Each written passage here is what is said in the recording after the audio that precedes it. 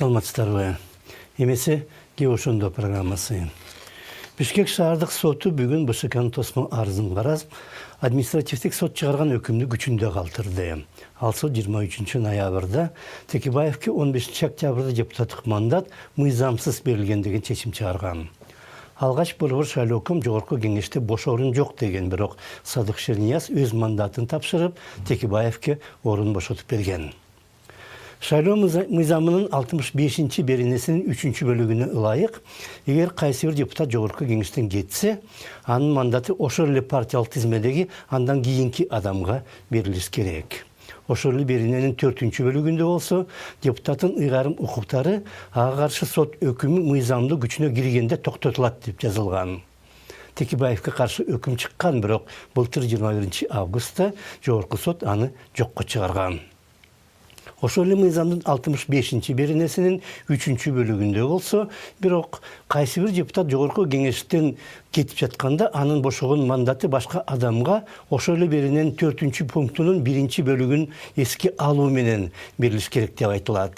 Ал 1 бөлүктө болсо, кетип жаткан депутат өз ыйгарым укуктарынан баш тартып жатканы тууралуу кагаз түрүндө арыз жазыш керек деген талап коюлган.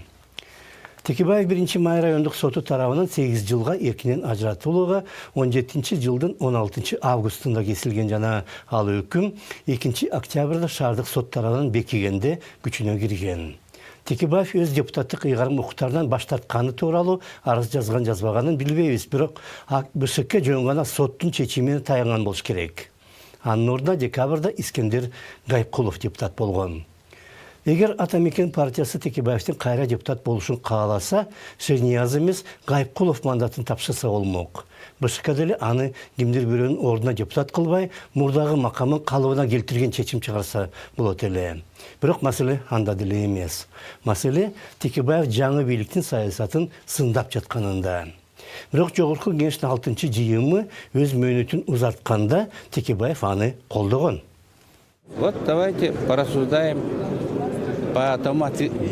Ушул жумшак айтканда жоопкерсиз вариант боюнча ойлонуп көрөлүчү. Бул вариант боюнча парламенттин ыйгарым укуктары токтой жана алардын логикасы менен 20 декабрда парламенттик шайлоо өтүш керек. А бирок ал шайлоо өтпөй калса эмне болот? Кайрадан конфликттер, кайрадан бийлик үчүн күрөш. Анын баарын ким легитимдештирет? Если вдруг парламентский выбор опять не состоится, опять будет конфликт, опять будет борьба за власть. Какой орган будет легитимизировать? Кийин гана референдумга коюлат деген Конституциянын жаңы долбоору 17 ноябрда жарыяланганда Текебаев аны катуу сындап чыкты.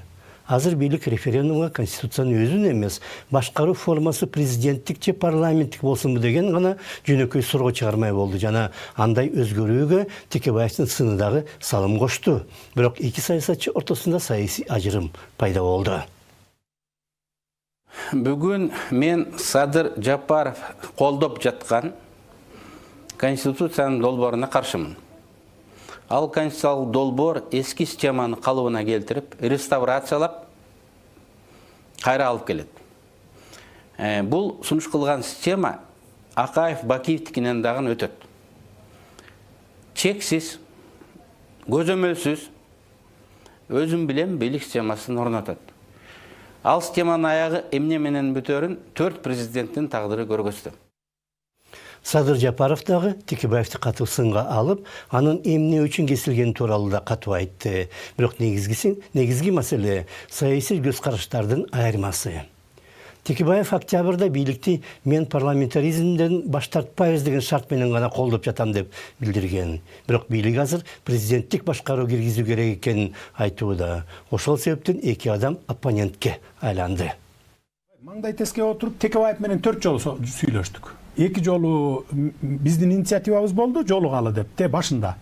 Андан кийин 2 жолу өзү суранып келди. Кабинетиме чейин келди, башка жерден жолуктук, даже үйүнөн да жолуктук.